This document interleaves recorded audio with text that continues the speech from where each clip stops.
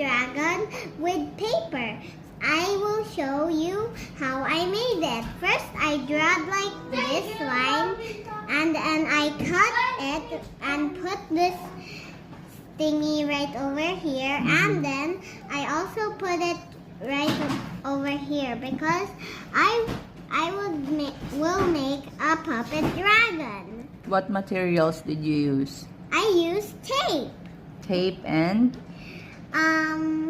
Paper. Genau. Okay. And then? I also did the same.